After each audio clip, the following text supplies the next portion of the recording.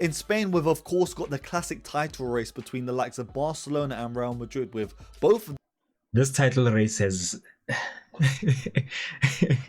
it's another one that's been so frustrating for me because I support Real Madrid as well. But at one point, we were 5 points ahead of Barcelona. Yeah, sure, we haven't played decently over the season. Even from game one, we were just scrubbing it.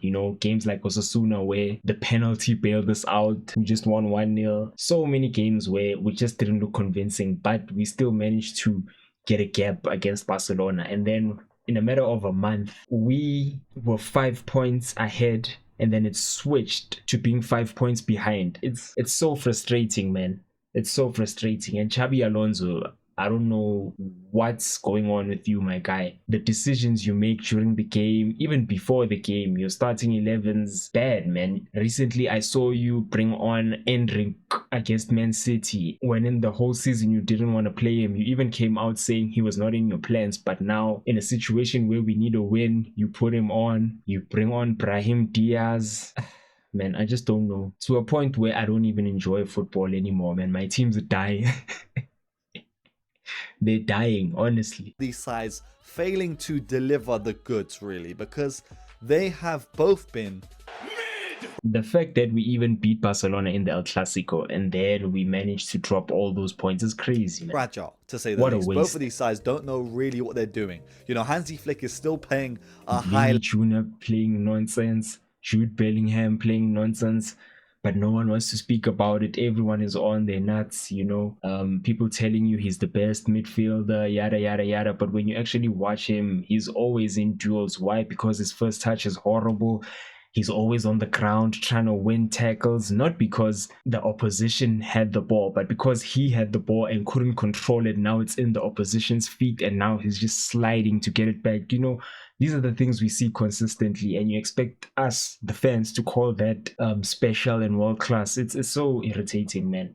And the people who say this, it's normally people who support other teams, people who have no incentive to watch Real Madrid, man. These are the people who speak the most nonsense all the time. A high line that's so high, it's got a wedgie. This high line's got a wedgie, bro. It's way too high. But slowly but surely, you are seeing the star men from last season come back into the realm. Rafinha is coming back from injury. He started the other day and played very well. And I know they're still missing Pedri, but once all of the key players are back playing in that system, we are going to see these players thrive under Hansi Flick again. And while Barcelona are trying to figure things out and tweak the system, Real Madrid are making the system themselves. They're on ChatGPT. How can I make a football team play good? Because it seems like two of the only players that are playing good for Real Madrid right now are Kylian Mbappe and Arda Güler. And it's not like this team don't... Mbappe and Courtois.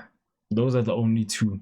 Arda, yeah, sure, he has good games here and there, but it's not consistent enough, But Mbappe, he's trying his best. He's getting the numbers, and I cannot really fault someone who actually does what they are intended to do. He's a goal scorer and he's getting goals for us. I cannot ask any more from him.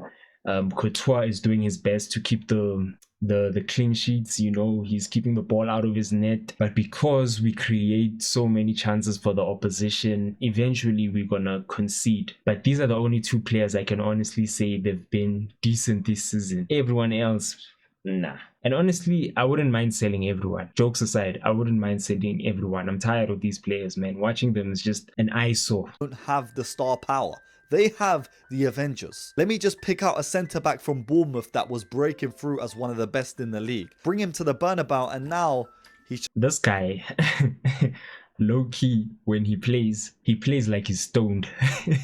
He's slow. His passing is a bit off. Sometimes he passes the opposition. It's just so irritating, man. It's irritating to watch. I don't know why we went for him, but in terms of physical presence, I get it. He's tall. He has a physical presence, in the box. So I see the advantages of having such a player in your team. But like everything else, man, it's not all that. I just don't get why we got him in the first place. Just another player in the system. Trent Alexander-Arnold, the best right back in the Premier League for Liverpool, let's just take him and now he's just another player in a dead system. Vinicius Jr., who a couple seasons back was a Ballon d'Or contender and someone that got robbed, let me just take him and now he's just a system. Rodri deserved that Ballon d'Or. He wasn't robbed. system, man. The only player that is really thriving under Xabi Alonso is Kylian Mbappe, and it is because he is Kylian Mbappe. And if you look at his underlying stats, he's got the goals, he's getting the assists, but he's also had so many chances created. Like, if you compare his chances created to the likes of Haaland and Kane, who he's also in the running for as, you know, the top goal scorer in all competitions, Mbappe is creating. Imagine being able to build an app with your name on it, just by thinking about it. Meet Base 44. The chances, but also scoring them himself, leading in. But you know what I realized? We have turned into PSG. The old PSG. You remember that PSG where Mbappe was consistently getting goals and everyone wasn't performing around him, yada yada. It was all about Mbappe and all that. This is what Madrid has become now. We used to be a team that would win no matter what. Winning was the priority, you know. We wouldn't really care about which superstar gets all the praise and who gets the goals. We used to share it around, you know, especially after CR7 left. We used to share the goals around, but now it's all about Mbappe, and it's not Mbappe's fault, you know. Don't get me wrong, you know. I'm not discrediting anything Mbappe has done. I respect the goals and all that, but man, it's really taken us back. In the Champions League scoring tables too, especially after that performance that we saw, I think a week ago against Olympiacos. This guy scored 4 goals and a hat-trick in like 20 minutes. In Germany, it seems like it's business as usual for Bayern Munich because they have just taken this league and made it their own again. Something like Lewandowski and Müller when they were playing for Bayern. But no, in this timeline, it's Harry Kane and Michael Olise. They've pretty much been top non-stop since the start of the year, with them going on a massive winning streak since the. This is my favorite team to win the Champions League. From what I've seen them do this season, man, they just look scary. They just look scary. Even against Arsenal in that 3-1 loss, the football they were playing in that first half was so brilliant. The confidence, Olise killing it on the wing, Harry Kane, you know, doing his deep playmaking thing, you know, switches, the balls. It's so fun to watch, man. Bayern Munich looks scary. They look scary, and the fact that they have the experience, you know, the pedigree of doing it when it really matters, you know, unlike Arsenal where we expect them to choke all the time. It just gives me the confidence, you know, to believe they might actually do it this season. But, you know, I wouldn't be surprised if they fail in the semi-finals or whatever, but I genuinely expect them to win this thing. Right behind Chelsea, of course. But it becomes more and more difficult to back Chelsea as the days go, I won't lie. Start of the season, their first real loss was against Arsenal. A loss that really shook up football because Bayern Munich were looking like the most informed team in football and also one of the most dominant. And one thing about this Vincent Kompany side that we need to remember is that they almost always respond when they lose. It's something that Kompany has just instilled in these players. You know, you've seen him in training videos. He's actually defending himself like him in his prime. He's defending in the training videos, helping out this side. He wants these players to get better. And slowly but surely, this side is going to get better. And they still got star men that are injured and making their way back through rehab. In France, it's also a similar story with familiar faces leading the charge. But let's not forget to talk about this side full of, you know, prisoners in Marseille. You know, this team is doing bits here and there. You know, in Europe, in the league, they got... Any side with Mason Mount, I mean, I said Mason Mount, not Mason Mount, Mason Greenwood. Any side with Mason Greenwood, I will always expect them to do well.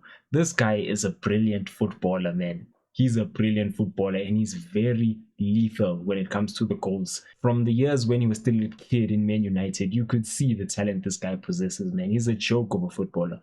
And I wouldn't be surprised if Real Madrid go for him in the years to come, you know. Maybe he'll become the next Galactico or something, but I genuinely expect this guy to play for a big club. I don't expect him to go back to England because of the whole case he had, you know, off the pitch with his current wife or girlfriend. I don't know what the relationship is there exactly. I don't really follow on people's personal lives, but yeah, I genuinely expect him to play for a big club outside of England, you know, a Real Madrid, maybe a Barcelona, or maybe even PSG eventually, or Bayern Munich, because this guy is too good.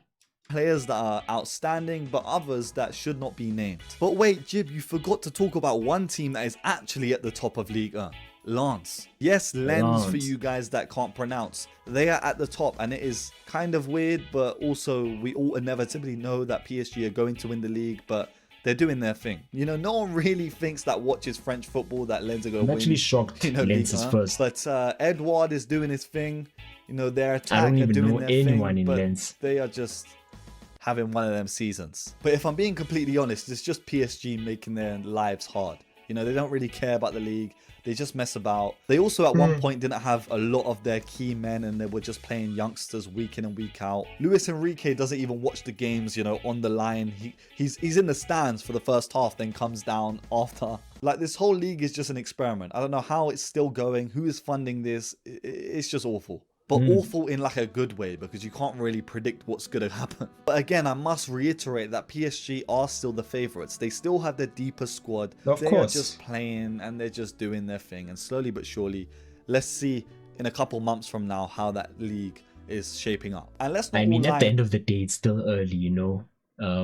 We're still in 2025, you know, the first half of a season.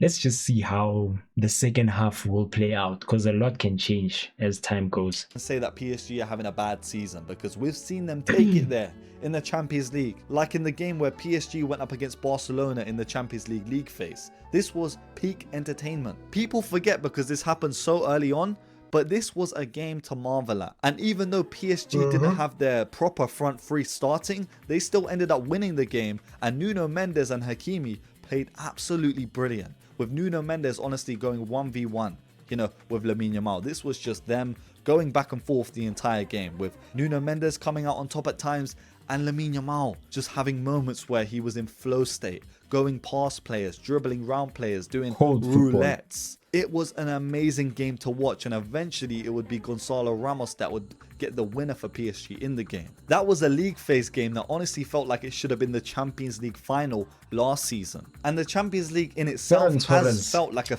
Ferran Torres is another footballer, man. It's just irritating to watch. He was the same at Man City, where he would just do things, you know, that would shock you. You know, some world-class stuff. He'd score a long range, maybe bicycle kick, all these difficult goals. Or maybe a back heel, all these complex goals. But then, for some reason, he decides to turn into a scrub and start fucking up and start missing easy chances. It's just so annoying to have a player such as Ferran Torres in your team, you know. fever dream this season. Big ties with big games, you know, the likes of Arsenal just dusting off Bayern Munich, handing Bayern their first defeat in the season in dominant fashion, especially after a first half that had Arsenal fans shaking in their boots. You know, the likes of Lennart Carl coming to the Emirates and just, he had twinkle toes at times. He was dribbling past players. See, this Carl guy, man.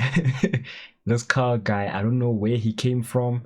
I don't know how old he is. I don't know much about him, but every time I see this guy play, he looks like a joke. He looks like a joke. He's one of those players you should definitely keep an eye on, man. He's cold. Michael Olise was causing havoc on that right hand side, but the Arsenal players recalibrated at half-time and went at the Bayern Munich team. Then of course you had Chelsea just dismantling Barcelona. They let Barcelona come to Stamford Bridge and Lamine Yamal got locked up by Cucurella. You know, Caicedo was moving like prime Hey, Makelele. Mr. Esteval was trying to show the world who he is, you know, scoring, and the likes of Liam Delap scoring. They would eventually win the game 3-0. It was amazing. You had Barcelona going to St James's Park and winning 2-1 with Marcus Rashford. I am so exhausted, man. With Chelsea. Arsenal going up against Manchester City early on in the season with Haaland, you know, getting in behind the likes of Saliba and Gabriel, the two best defenders in the league and maybe the world. And then this hype in football has just extended onto the international stage too, with the World Cup qualifiers. I don't even know if I have to mention it, but Ireland pulling off a 2-0 victory against Portugal and Ronaldo, with Ronaldo getting sent off in the game. Then they go on to win 3-2 against Hungary Very deep unnecessary. into stoppage time via Troy Parrott, with Troy Parrott honestly marking his name in Irish folklore. You know, this guy, we ain't talking about leprechauns no more. I'm talking about Troy Parrott. At the end of the rainbow, you're going to find this guy. Scotland also had a big moment that sent them into contention for the World Cups too. England would also cruise during the qualifying rounds and not lose a single game. And I think a lot of it has to be put down to Foden's assist to Eze. Bro, this assist was generational. Slow it down. Zoom in. I don't know why the commentator reacted like that, because that Foden pass was nothing, man. It was just a simple pass to Eze. But that finish from Eze, way too clean, man. He struck that so brilliantly. But the way the commentator reacted, you know, by overhyping Foden, it's just so crazy. It just shows the favoritism, you know, England has always had. We all know what it is, you know, but I won't speak about that. But it's really frustrating to see. In that pass, amazing. Don't know about the finish though. Bit dodgy. And then we've also just had random moments, like the other day when Van Persie brought on his son. Bro subbed in his own regen for Feyenoord. Pretty much in this 2025/26 season so far, I'ma just say it, we are so back. And this has only just been a couple months into the season. We've got a whole other half. We got 2026 football to think about. And of course I missed many things out in this video, but you guys tell me, what's been your favorite moment of the 2025/26 season in football so far? And of course we'll round up the entire season at the end of it, but this was just